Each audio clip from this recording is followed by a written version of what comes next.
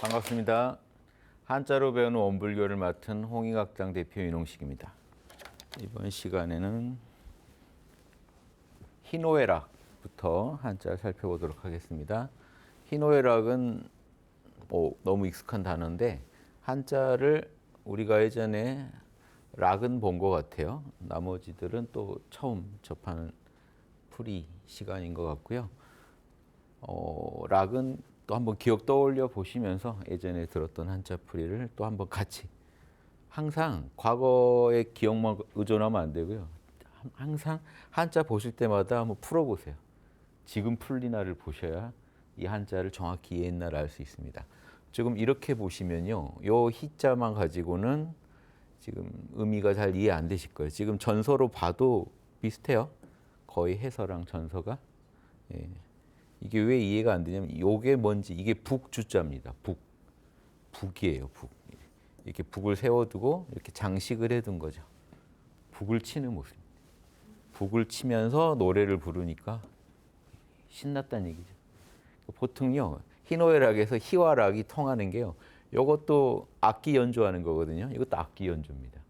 그러니까 이렇게 기쁘거나 즐거움을요 악기로 상징하고 있다는 거예요. 예전 한자들은 이것도 공통점이니까 알아두시면 좋습니다. 그래서 뭔가 신났다는 걸 표현할 때 음악을 표현하는 거예요. 요즘 같은 이렇게 이게 지금 또 락이잖아요. 그래서 락을 떠올리시면 돼요. 락. 뭔가 흥이 났다 하는 막 음악이 막 빵빵 터지고 이런 느낌. 그래서 이 음악을 통해서 감정이 아주 그 고양되는 거. 이걸 예전 함자에서는 기쁨과 즐거움의 감정을 설명할 때 그런 표현을 했다. 음악을 통한 감정의 어떤 고조. 그래서 이게 북이다 하는 것만 알면 쉽습니다. 그래서 이런 글자도 있어요. 기쁘리자. 네. 그러면 요거는 이해되시죠?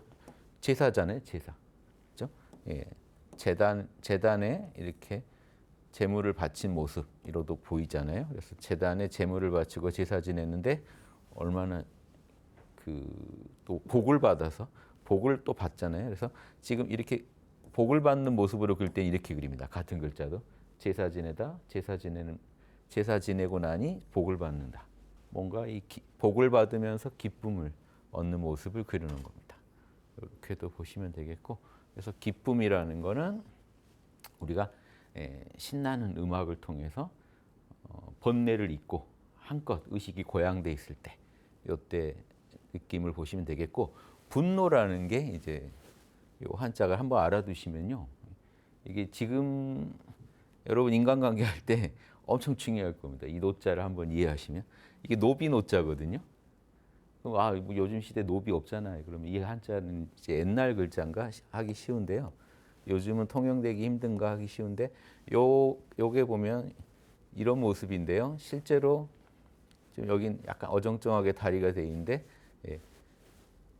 원래는 이런 느낌이죠. 약간 손, 되게 순종한 모습, 유순한 모습을 상징합니다. 그런데 옆엔 손이죠. 손으로 붙잡아지고 굴복시킨 겁니다. 그러니까 노비예요. 붙잡아서 굴복시킨, 내 지배하에 둔 사람이에요. 노비는 자유인이 아닙니다. 그렇죠? 자기가 자기 몸의 주인이 아니에요. 시키는 대로 움직여야 되잖아요. 그래서 이 노비라는 거는 명령을 듣고 있는, 지배받는 존재를 말합니다. 그런데 이 노비 노자에다가 마음심자를 했단 말이에요. 노비의 마음이 분노, 노비는 항상 화가 나 있나? 이러면 안 되죠.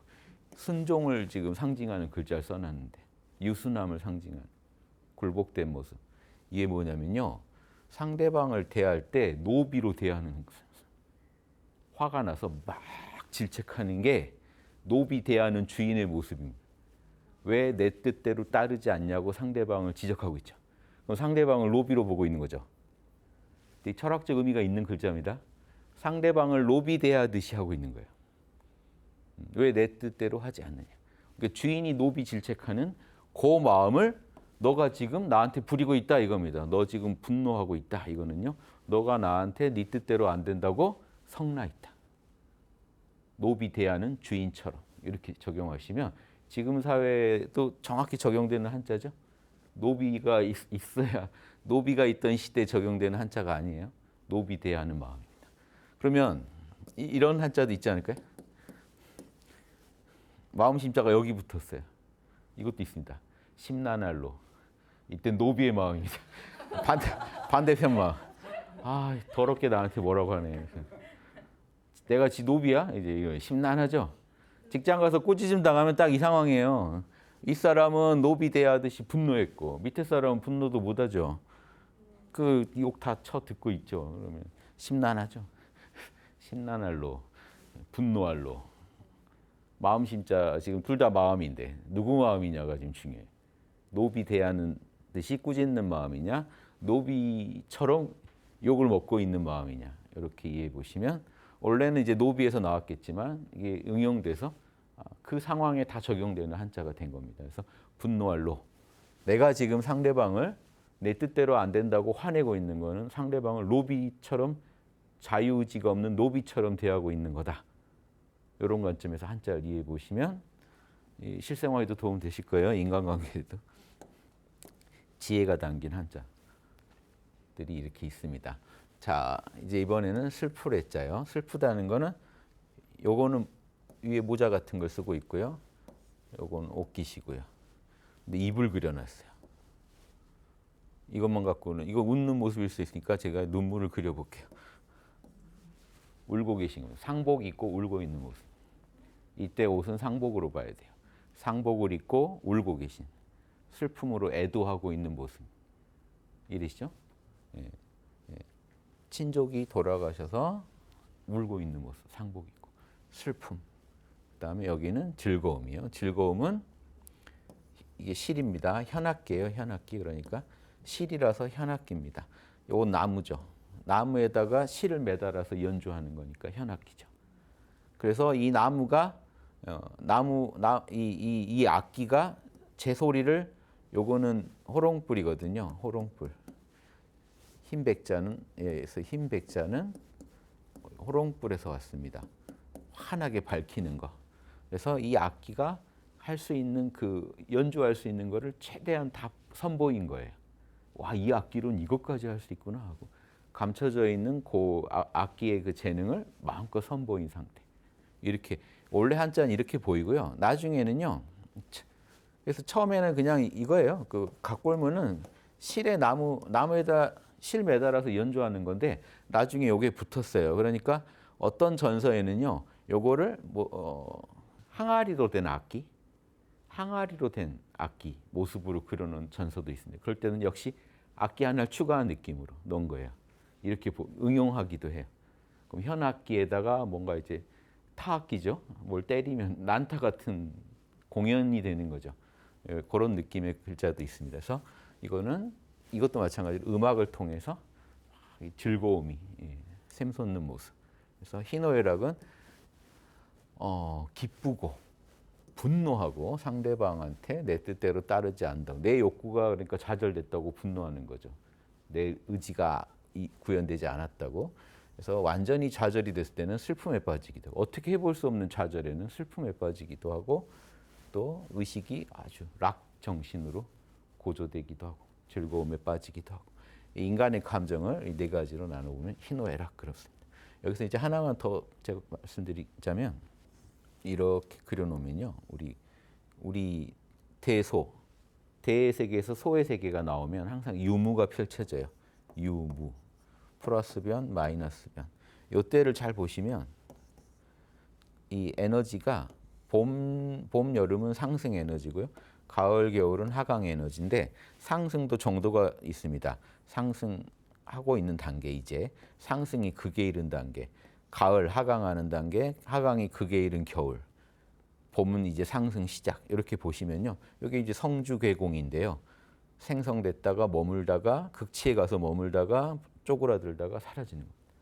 희노애락을 여기다 조선 선비들이 배당했어요. 제가 한 게 아니고 조선 선비들이 어떻게 배당했냐. 천명도 같은 거, 하서 김희도 선생의 천명도 같은 거 보시면 희, 락, 기쁨이 커지면 락이 되고요. 그럼 이쪽은 플러스 변이죠. 긍정적 감정들. 부정적 감정들은요. 쪼그라드는 게 이제 이 분노, 쪼그라들면 더 쪼그라들면 슬픔. 화가 나다가 체념하고 슬픔에 빠진. 요렇게 해서 가운데다가 뭘 써놨냐면 거기 천명도 보시면 욕망욕자. 그래서 이 감정을 희노애락에다 욕망욕자를 더하면 이것도 오행에 맞게 5감정이 되는 겁니다. 5정. 5감정이 되는 거예요. 이 5감정은 희노애락 욕인데 결국은 욕망이 성취되면 기쁨의 즐거움의 감정이 발동하고요. 플러스 변. 욕망이 좌절되면 분노와 슬픔이 작동. 이런 구조로 선비들이 희노애락을 이해했다는 거. 여기까지 알아두시면 희노애락에 대해서는 일단 중요한 것을 살펴본 것 같습니다. 자, 다음에 노복. 노비가 나온 김에 이제 노복까지 한번 볼까요? 요 노자 지금 8 이렇게 해가지고 순종한 모습입니다. 요게 지금 요렇게 요 글자가 그대로 지금 이렇게 돼가지고 여자 여자가 된 거예요. 요 글자가 이렇게. 그래서 여기서는 그래서 이 글자를 보고 꼭 여자로만 풀면 안 돼요. 여기 지금 노는 남자 노비를 말하는 겁니다. 남자 노비. 그러니까 내가 손으로 붙잡아서 굴복시켜서 말을 듣게 하는 지금 굴복된 상황을 말하는 거예요. 남자 노비. 여자 노비는요. 이렇게 해가지고 요 비자를 씁니다. 그래서 합쳐서 노비. 노비. 요 비자는요 보시면 이렇게 또 이렇게 다섯 곳이 앉아 있는데 각골문 보면요 이렇게 부채 들고 있는 모습이에요. 부채 붙이면서 있는 노비입니다. 부채 노비. 예전에 여러 노비가 있어요. 호롱불 노비는 호롱불 담당이고요. 밥하는 담당. 이게 다 이게 업무가 있어서 노비들이 다 역할이 있습니다. 그런데 요즘은 그 노비 역할을 뭐가 해요? 밥솥이 하고 스탠드가 하고. 지금 물질 문명이 좋은 게 이런 거예요. 인간을 더 인간이 인간 본연의 모습을 찾게 쓸데없는 일에 또 막 이렇게 노비까지 부려야 되잖아요. 그럼 내가 좀 편하자면 다른 사람을 부려서 이 노비로 삼아야만 내가 어느 정도 삶의 안정을 찾는다는 거죠. 그래서 그런 부분의 일들은 지금 기계들이 해주고 있는 거죠. 지금 스마트폰도 노비가 할 일이죠. 말하면 저쪽 가서 메일 들고 경상도에서 전라도까지 갑니다. 메일 전달. 그러면 저쪽 선비가 며칠 동안 이제 메일을 분석한 다음에 답장을 써줘요. 그럼 거기 사랑방이나 이렇게 식객들 머무는데 자고 있다가 또 받아가지고 이제 또 이쪽 와서 전달합니다. 메일 한번 주고받기가 쉽지 않죠. 요즘 얼마나 좋은 세상인데요. 메일 보냈냐? 받았냐? 뭐 이제 서로 바로 확인하는 세상. 이런 물질문명 혜택을 우리가 중시해야 됩니다. 그래서 물질이 개벽하니 개벽되니 하는 게 물질이 개벽했다는 게 엄청난 거예요. 그래서 더 정신문명을 꽃피울 수 있는 토대가 구축된 거죠. 옛날 선비들이 그 메일 한번 주고받아서 논쟁하려면 몇 년이 걸리겠어요. 그 10년씩 20년씩 논쟁하는 거예요. 그래서 사람이 꼭 안 해도 될 일들은 지금 물질 문명을 통해서 기계로 대체되고 있어요. 문제는 이러다 보니까 할 일이 없어져요. 그래서 정신문명이 중요해지는 겁니다. 정신문명이 뭘 얘기해 줬냐면 사람은 뭘 해야 됩니까 할 때 사막을 닦아야 된다라고 해줘야 되는 거예요. 개정해, 사리연구, 작업치사, 정신수양 이거 하려고 사람이 태어났다. 천지에 천지팔도 구현하려고 태어났다. 이 말을 해주지 않으면요. 점점 예전에 하던 일자리가 줄어드는 거예요. 지금 사라져가고 있는 거예요. 조선시대에 비하면 좀 무섭게 그때 하던 일자리는 사라진 거예요. 대신에 또 새로운 일자리가 창출돼서 그렇지 사라져가고 있다는 그 부분에 집중해서 보시면요. 지금 우리가 하는 일도 이제 AI로 대체되고 나면 우리는 어떻게 될 것인가. 물질이 개벽되니 그 다음 정신문명 나가기 전에 고민해야 될 일은 이제 일자리가 사라진다가 따라옵니다. 그래서 정신문명이 개벽되지 않으면 인류는 큰일 난다.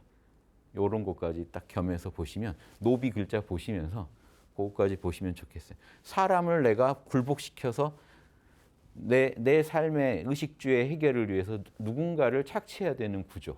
그렇죠? 누군가를 착취해야 되는 구조. 이걸 담은 한자가 노비입니다.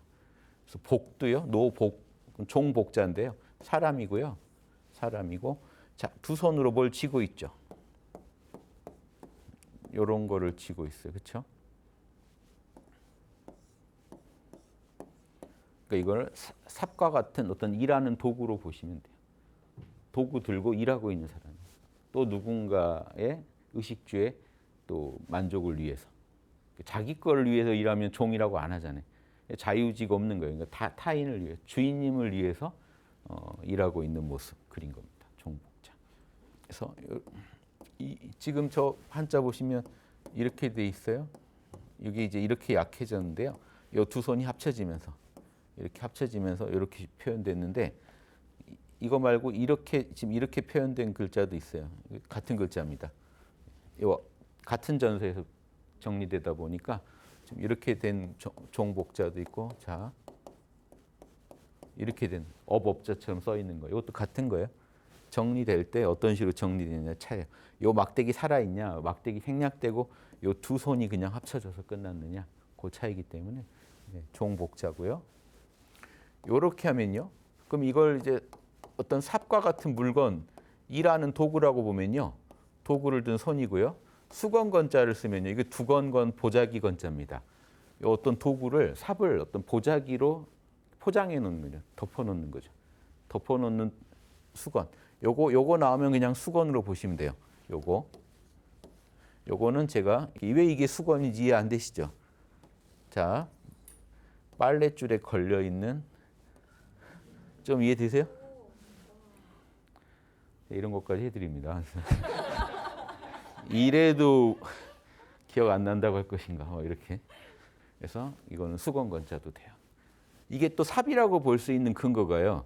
이게 왜 많은 도구 중에 굳이 삽이라고 풀었느냐. 이 복자 앞에 흑토가 있으면 일단 이렇게 많이 쓰이니까요. 그러면 흙덩이 복자예요. 삽으로 흙 퍼냈다는 얘기죠. 흙덩어리 복자. 일단 노복에서 일단 뽑아낼 수 있는 정보들을 한번 뽑아서 봤고요. 구경의 경지, 궁극의 경지, 구경각 그러거든요. 불교에서 부처님의 깨달음을요 구경각이라 그래요. 그 전에 어떤 뭐 일지, 이지 불교식으로는 십지보살도 못 얻어요.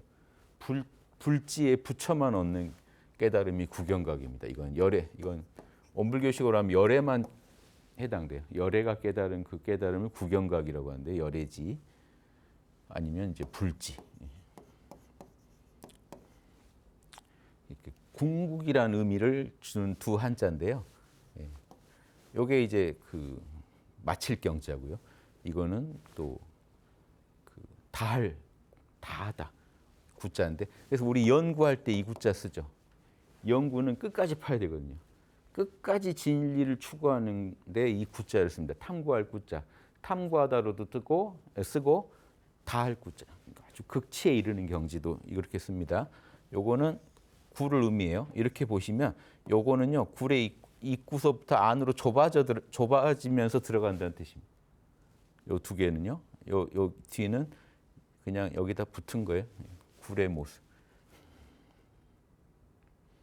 그런데 자, 이 굴이 있다는 건 이 끝을 막장이라고 하죠.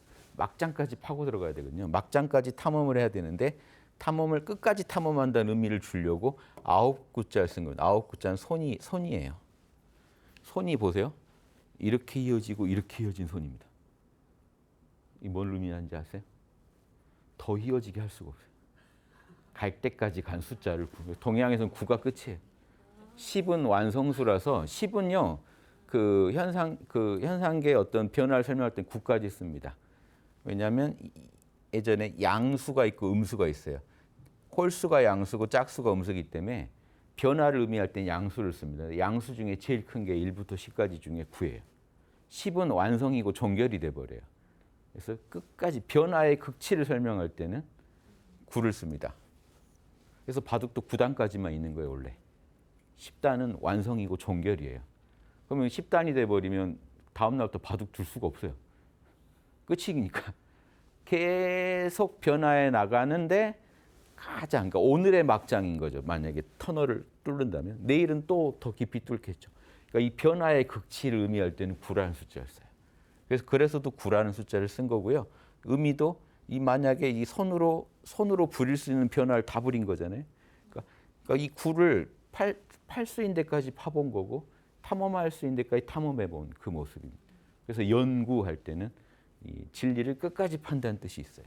그리고 그 끝에 우리가 막장이라고 부르는 불의 제일 마지막 부분까지 우리가 도달했다는 뜻이기 때문에 구경각 할 때는 궁극의 경지를 말할 때 구자 씁니다. 경은요. 각골문은 이래요. 사람에서 입만 그렸죠. 그러니까 입이 중요하다는 겁니다. 사람에서 입이 중요한데 나팔을 불고 있어요. 나팔을 불면서 소리를 막 내는, 그래서 연주 하나를 마친 상태를 지금 경이라고. 연주가 하나 끝난 거예요. 두 가지 의미가 가능해요. 연주자가 솜씨를 다 부렸다. 정말 최고의 연주였다. 이런 의미도 되고요. 연주 하나가 끝났다. 그런 의미로 마칠 경 이렇게 쓴 겁니다. 마침경. 저기 갈 때까지 갔다는 뜻으로 쓴 거예요. 끝났다. 마무리됐다. 극치에 이르렀다. 그게 지금 위로 이렇게 소리를 내뿜는 거를요. 지금 지금 이 한자로 쓴 겁니다. 위쪽으로 이렇게 소리가 올라가고 있는 모습. 이런 거죠. 위로 소리가 올라가고 있는 모습. 입을 지금 가로할자로 쓴 거고요. 나팔 불고 있는 사람이에요. 그런데 그 소리가 최고의 연주였다. 이렇게 이해하셔도 좋고요. 한 곡이 끝났다. 그래서 마쳤다라는 뜻이 된 겁니다. 그래서 궁극에 이르렀고 마쳤다. 공부를 해서 갈 때까지 갔다. 그래서 구경각 할 때 구경을 쓰는 구경의 경지라는 뜻이에요. 구경의 경지는 더 갈 수가 없는 그 마지막 그 자리까지 갔다. 증득하다. 구경의 깨달음을 증득하다 할 때 이 증도 득도 이제 새롭게 살펴본 한자 같아요. 한번 보시죠. 증득하다 이 말 많이 쓰거든요. 불교에서 제가 수신결 강의할 때 이제 이런 표현도 썼는데요. 증오. 왜냐하면 수신결에서 되게 중요한 게 해오가 있고, 그렇죠? 예. 해오가 있고 증오가 있었어요. 두 개가 달랐습니다. 해오는요 이해한 깨달음, 증오는요 증득한 깨달음. 그럼 이게 뭐냐? 해오는요 개념이 체험보다 앞선 겁니다. 이해가 더 앞선 거예요. 개념은 더 있는데 글로 배운 깨달음인 거죠. 이해는 더 되는데 직접 체험한 게 없는 건 아닌데 체험보다 개념이 앞선 거예요. 그러니까 이거 여러분 운전해 보시면 개념은 내비잖아요. 체험은 실제 여러분이 운전한 데죠. 운전하면서 경험한 거죠. 내가 운전한 것보다 더 멀리 내비가 비춰주거든요. 그럼 그게 해오입니다. 그러니까 저 앞은 안 가봤는데 내가 가본 걸 가지고 추리를 하는 거예요. 그럼 앞도 그렇겠구나라고. 실제 그 자리 가가지고 개념과 체험이 딱 합쳐지면 내비대로 그대로 다 갔으면 증득한 거예요. 개념과 체험이 딱 합쳐져서 자명해져요. 그래서 제가 늘 얘기하는 자명한 깨달음을 말합니다. 의혹이 한 점 없는. 이쪽은 좀 아는 게 더 앞서요. 해본 것보다. 이렇게 하면 이렇게 된다더라는 건 알아요. 그리고 내가 실제 해봤더니 되겠더라. 나도 공저경지 만나보고 정신수양 닦아서 뚜렷한 정신을 체험해보니 이게 이렇게 닦으면 부처 되겠더라. 늘 견성한 경지에 들어가겠더라. 나도 견성 체험은 해봤다. 체험은 해본 경지예요. 체험은 했기 때문에 개념이 힘을 얻긴 했어요. 그런데 개념이 딱 힘을 얻는 정도지 그걸 완벽히 내 것으로 한 건 아니에요. 이게 수신결에서 말하는 해오를 제가 말씀드린 겁니다. 오물교에서 지금 보조경전으로 쓰는 수신결에서 해오는 체험이 없는 경지가 아니에요. 왜냐하면 보조진을국사께서 자 소리 들리지 새소리 들리지 새소리 듣는 넌 누구야 했더니 딱 그 자리를 체험했어요. 제자가. 이 자리는 아무것도 없는데요. 그게 공저경지야. 넌 지금 해오를 얻었다 이렇게 얘기해요. 그러니까 체험이 없는 게 아니죠. 체험은 했고 이해를 했다. 너 이제 이해했어. 너 이제 참나 알았어. 공저경지 알았어. 이겁니다. 축하해. 근데 완전히 네 건 아니야. 지금 또 모르겠지. 놓쳤지. 이런 겁니다. 완전히 내 것으로 만들어라. 그러면 증득이다. 이 증이라는 거는 아주 중요한 얘기죠. 그런데 이 증득이라는 게 어디서 나왔을까요? 말이. 그러면 요걸 보시면 오를 등자거든요. 오를 등자에다 지금 말씀 원자죠. 말이 올랐다는 뜻입니다. 말이 올랐다. 그럼 무슨 뜻이냐? 이 오르다는 말이 왜 나왔는지부터 보시죠. 요거 보시면요. 한문에서 요런 거 보시면 제기로 보셔야 돼요. 제기예요. 제기. 제기고 요거는 뭘까요? 요거는 발이에요, 발. 여러분들 아시는. 제기를 들고 올라가는 겁니다. 제단으로 올라가고 있는 모습. 제기를 들고. 이렇게 제기를 받쳐 들고 제단에 올라가는 모습. 그 신 앞에 나아가는 모습이에요. 그게 오를 등자입니다. 그래서 말이 신 앞에다 밭을 올릴 만한 말이냐 이거예요. 올릴 거를 말한다. 그래서 이거를 지금 약자로 이렇게 바를 정자도 씁니다. 증득하다 할 때. 그러니까 신 앞에서 거짓말 못 하겠죠. 참말만 해야 돼요. 자명한 말만 해야 돼요. 그러니까 목에 칼이 들어와도 의문이 없는 말만 해야 돼요. 그러니까 이게 이해한 말하면 안 돼요. 깨달은 말을 해야지. 체험한 말을 해야지. 체험과 개념이 딱 결합한 올바른 것을 신한테 바쳐야 되기 때문에 말이 참되다는 뜻입니다. 말이 참되다. 그러니까 이게 뭐냐면 증거의 이 증거 증자예요. 증거. 너 증거 있어? 팩트입니다. 이겁니다. 팩트 증자예요. 그러니까 이건 팩트입니다. 전 팩트만 말합니다. 팩트라는 건 뭐예요? 정확한 거죠. 지금 정확한 거. 한정 거짓이 없는 거. 그래서 깨달음이 그 정도로 한정 거짓이 없는 깨달음이 지금 우리가 깨달음을 증득했다. 증오를 그런 깨달음이라고 보는 겁니다. 자, 이해되시죠? 그러니까 이게 지금 법정에서 할 말 아닙니까? 증거면 증언 증자, 증거 증자입니다. 제가 증언하겠습니다. 사실입니다. 확실합니다. 자명합니다. 자명함을만 해야 되잖아요. 말을 신에게 바치는 말이다. 그럼 이게 지금 딱 그 서양 재판정 느낌 아닌가요? 성경에 손 얹고 신 앞에 거짓 없을 걸 맹세합니다 하고 말하는 거죠. 그 정도의 그 자명한 얘기다 이겁니다. 그래서 증은 이해하셨을 거고 득 그렇게 자명하게 그 증거를 내가 확실히 잡고 얻었다. 그래서 견성이 말로만 견성을 들었는데 개념으로만 알고 있었는데 체험을 해가지고 확실하게 내가 증거를 확보했다. 증거를 확보한 깨달음입니다. 내가 직접 체험해보고 확인한 깨달음 이런 뜻이에요. 증거가 팩트라는 것을 확인한 깨달음. 그래서 득이라는 건 내가 얻었다는 건데 보시면 원래는요 이런 글자입니다. 각골문에 보면 이렇게도 돼 있기도 해요. 조개패자예요. 예전에 조개는 돈입니다.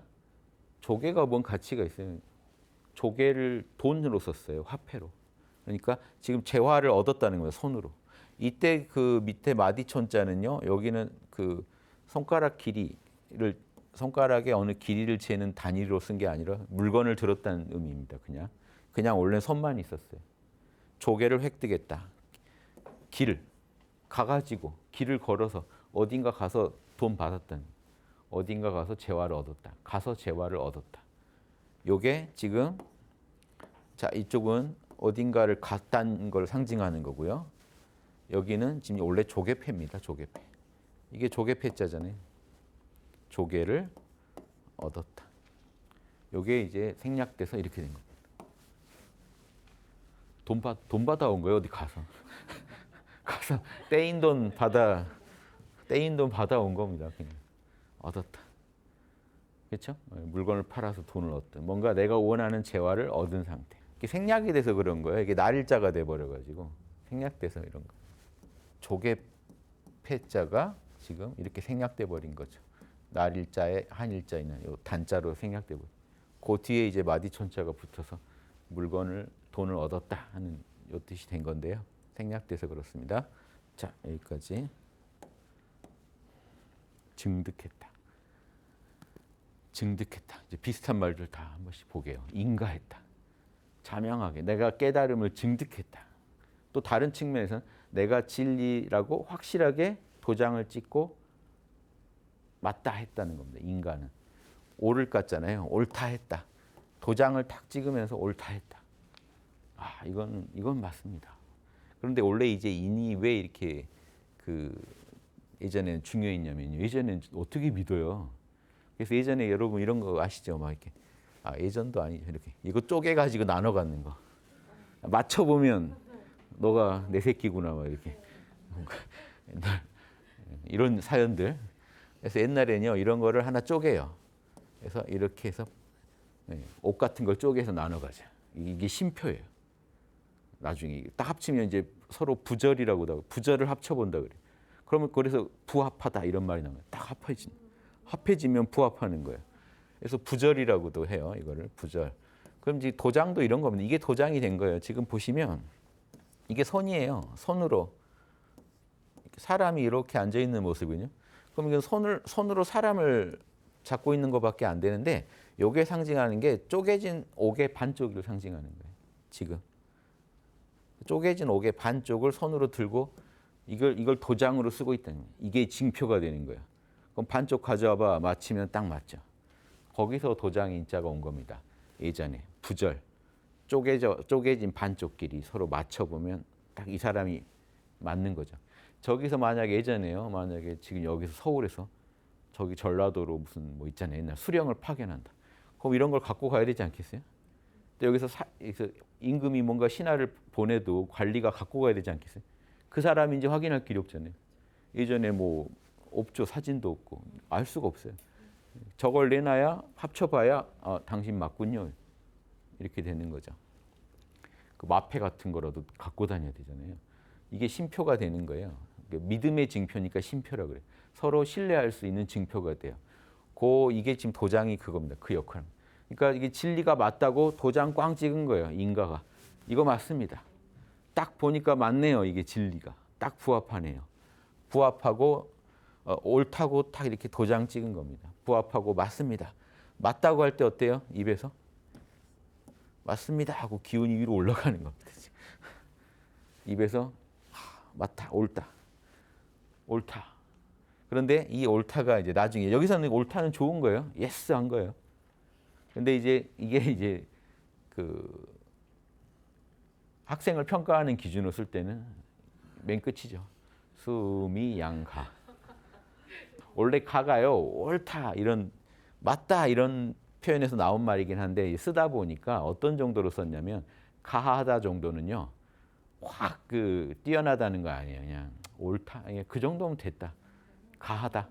이게 얼마나 좋습니까? 맨 아래 꼴찌한테도 너 정도면 뭐 학생으로서 최선 뭐 다 했네. 최선 다 했네. 너 나름대로는 가하네. 양호하다. 그렇죠? 수미 양가. 아름답다. 미. 우수하다. 뛰어나다. 다 이런 거예요. 뛰어나다. 재밌잖아요. 공부 시험 엉망으로 봤는데 너는 아름답구나. 너는 양호하구나. 근데 양호도요. 좋을 양자예요. 우리 양심 양자예요. 좋다예요. 좋다. 꼴찌에서 두 번째지만 좋다. 마지막 꼴찌한테 옳다. 그러니까 되게 후한 겁니다. 수음이 양가가 참 후하다. 매정하게 F 뭐 이런 거보다 후하다. 매정하지 않아요. 그래서 이게 근데 요게요. 요 모양을 가지고도 글자를 또 쓰는 경우가 있습니다. 지금 이렇게 입에서 기운 나가는 걸 의미할 수도 있어요. 맞다 하는 긍정의 기운이 나가는 걸 그려놓은 거고요. 그러니까 예전에 한자를 보면요. 이렇게 기운 나가는 걸 되게 중시 그림에 많이 표현합니다. 그런데 요거를 나무 목자에다가 써버리면요. 도끼자루 가짜가 돼요. 이때는 이게 도끼고요. 여기 자루 부분을 말하는 겁니다. 거기에 자세히 보면 여기 구멍을 뚫어서 끼웠다는 걸 상징한 겁니다.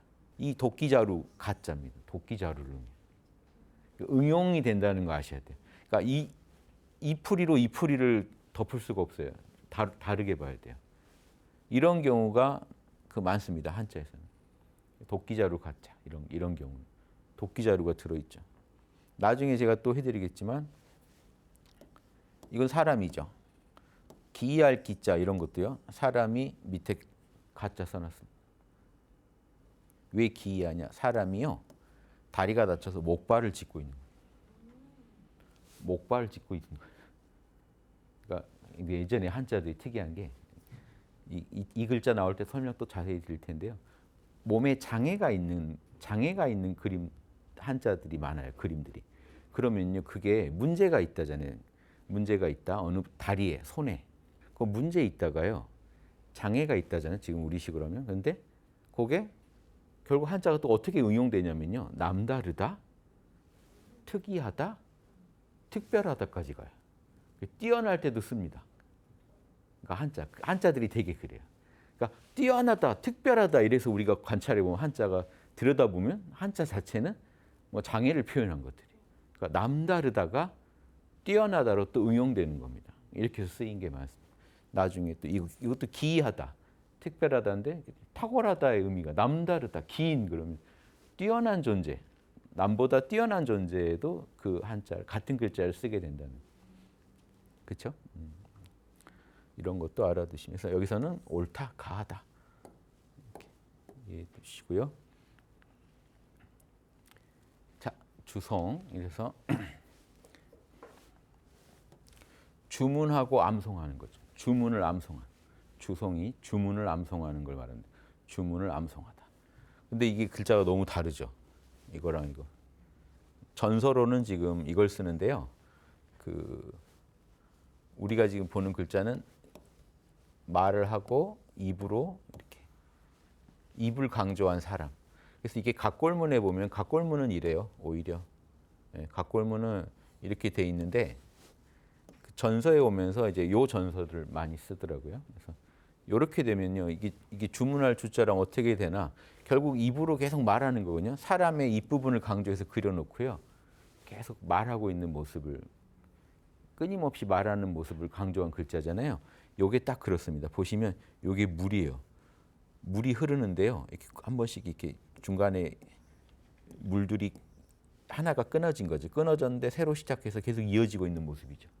물이 계속 이어지는 거예요. 물이 끊없이 흐르듯이 말이 계속 이어지고 있는 모습. 그러니까 주문이 계속 되는 나무 아미타불, 나무 아미타불, 나무 아미타불, 나무 아미타불, 나무 아미타불 계속 이어지는 걸 그려놨어요. 그래서 요 주자에 전서로서 이 글자를 쓴다. 그래서 주문하다는 거 입으로 계속 끝없이 암송하는. 자, 이런 느낌으로 송은 말씀원 붙은 건 똑같고요. 이것도 기운을 그리는 거죠. 입에서 기운이 이렇게 나가고 있다. 위쪽으로 기운이 계속 올라간다. 말을 한다는 건 기운이 계속 발출한다는 걸 그리는 겁니다. 자, 그러니까 꼭 위쪽만이 아니죠. 앞으로도 발출, 위로도 앞으로도 기운이 계속 나가고 있다. 자, 요거 그림 보시면요. 이거 풀이들이 현대 풀이들 보면요. 다 제가 볼 땐 다 안 맞는 풀이만 강조하세요. 이걸 뭐 종으로도 풀고 뭐 다양하게 푸시더라고요. 근데 이 글자 이게 쓸용자거든요. 지금 요거를 예전에 한자가 이렇게 해요. 이거 그냥 담벼락입니다. 펜스. 담으로 보시면 돼요. 이거를 생략해서 이렇게 그리다 보니까 여기서 뭔가 막 종을 읽어내고 뭔가 여기서 물을 푸는 그죠? 뭐죠? 뭐라 그래요? 바게스? 두레박. 바게스가 떠오르. 아무튼 그런 것들을 상징해요. 손잡이 달린 두레박 이런 걸 상징한다고 보시는데 제가 조사해 본 바로는 이 적용된 글자는요 다 담이에요. 펜스. 담입니다. 그래서 담 위로 이게 뭐가 솟구쳐 있죠. 담 위로 뭐가 솟아 올라와 있는 모습이에요. 담 위로 뭐가 솟구쳐 있는 거예요. 그러니까 어떤 담이라는 건 여기까지가 지금 보이지 말라고 싸우는 게 담 아닌가요? 그 위로 뭐가 솟구쳐 올라왔다는 게 특이한 거예요. 옛날 사람들은. 보이지 말라고 막아놨는데 그걸 넘어서서 올라온 거예요. 솟구쳤다는 뜻이 있습니다. 다른 뜻으로는 솟구쳤다는 뜻을 설명할 수가 없어요. 요 풀이로는. 제가 아는 많은 학자들의 풀이로. 왜냐하면 이거는 저는 담 위로 뭐가 솟구쳐 올라온 겁니다. 그래서 통할 통자의 경우에 제가 말씀드리지만 길을 걷는데 한쪽에는 뭐예요? 한쪽에는 이렇게 담이 있고 위로 꽃이 피어 올라와 있는. 실제로 담 위로 솟은 꽃이란 뜻이에요. 이 통자가. 실제 그 뜻이 있는데도 자꾸 다른 식으로 풀려고 하니까 헷갈리는. 증거는 왜냐하면 개념이 있으면 증거가 있어야죠. 증거는요. 실제로 쓰였는가요? 그런 한자로. 쓰였어요. 담 위로 솟구쳐 꽃이 핀 모양입니다. 여기. 그래서 꽃이 핀 담이 있고 꽃이 핀 그 옆에 길이 나 있는. 그러니까 양쪽에 담이 있고 담 위로 막 꽃이 피어 올라와 있는 그 길을 그리는 거예요. 그래서 길이 닦였잖아요. 그러니까 통한 거죠. 저쪽에서 이쪽을 못 왔는데 길이 열렸어요. 양쪽에 담이 설치된 그런 길이 열렸다는 건 통한 거죠. 이거는 거의 바다의 운하 뚫린 격이죠. 통한 거예요. 통했다는 게 엄청난 겁니다. 안 그러면 돌아가야 돼요. 통해버렸으니까 이 길로만 가면 돼요. 왕래가 가능해졌다는 겁니다. 그래서 이 솟구치다가 또 보세요. 지금 이러면 용기 용자죠. 요 위에가 이거예요. 힘이 솟구치다. 힘이 어느 선 이상으로 뚫고 올라오는 계속. 이런 식으로 하면요. 예. 잠시만요. 예. 이거죠. 예. 물이 솟구쳐 올라온다. 용출한다. 물이 막 계속 솟구쳐 올라온다는 뜻입니다. 이해되시죠? 그럼 이건 뭐겠어요? 이거를 막 종 대입하고 뭐 두레박 나오고 하면 큰일 나요. 말이 계속 솟구쳐 나오는 겁니다. 암송한다. 한마디 말이 끝났으면 조용해지죠. 또 하나 솟구쳐 나와. 나마미타, 나마미타, 나마미타. 정확하게 그려놓은 거란 말이에요. 그래서 이걸 암송하다고 쓰는 겁니다. 지금. 그러니까 이게 잘못 풀면 전혀 엉뚱한 풀이가 돼서 제가 그렇게 보시지 마라. 요거 이해되시죠? 아무튼 요 그림 자체가 이렇게 담벼락위로 꽃이 피어 있는 모습을 나타내는 거다. 이렇게 보시면 솟구쳤다는 데 이제 포인트를 두시면 돼요. 솟구천 위로 뚫고 올라왔다. 그래서 용출하다, 용력, 용감하다. 용기가 어디서 그런지 막 이렇게 힘이 계속 솟구쳐 나오는 모습이에요. 쟤는 어디서 저렇게 용기가 나오지? 다 솟구치다는 뜻이죠. 물이 샘솟다라는 뜻도 있고요. 물이 샘솟다. 물이 솟구치다. 여기서는 말이 계속 샘솟는다. 나무아미타불 나무. 여기는요. 말이 계속 끊어지지 않는다. 이 글자만 봐도 지금 어떻게 연불해야 될지 나오지 않나요? 연불법이 나오지 않나요? 말을 계속 해야 돼요. 나무아미타불 나무아미타불 끊어지는 듯 이어져야 됩니다. 나무아미타불 끊어질 때쯤에 이어졌는데 새 말이 나와야 돼요. 나무아미타불 나무아미타불 나무아미타. 자, 이게 결국 담벼락 위로 계속 꽃이 치고 올라오듯이 솟구치는 모습이다. 근데 원래 요거는 요것만 만약에 이렇게 하면 무슨 글자 거 같으세요? 고을주자입니다. 요 점을 요게 모래톱이에요. 모래톱. 강에 이거는 끊이지 않고 그린다는 뜻으로 해놓은 거고요. 원래 고을주자로 풀 때는 여기를 모래톱으로 봅니다. 강물 사이에서 이제 그 모래톱이 형성된 경우. 그래서 그 모래톱을 경계로 보통 고을을 나누니까 고을주자가 된 거예요. 거기를 경계선으로 많이 삼아서 이 고을과 저 고을이 갈리니까 강 중간에 있을 거 아니에요. 그 모래톱이. 그럼 거길 중심으로 나뉘는 거예요. 이제 이 고을과 저 고을이. 그래서 고을주자가 광주, 전주, 나주 뭐 다 이 주자를 많이 이제 썼던 겁니다. 여기서는 그 뜻이 아니고 모래톱으로 푸시면 안 되고 끊어지지 않고 계속 이어져 간다는 데 초점을 두시고 이해하시면 되겠습니다. 주송까지 제가 했습니다. 예, 감사합니다.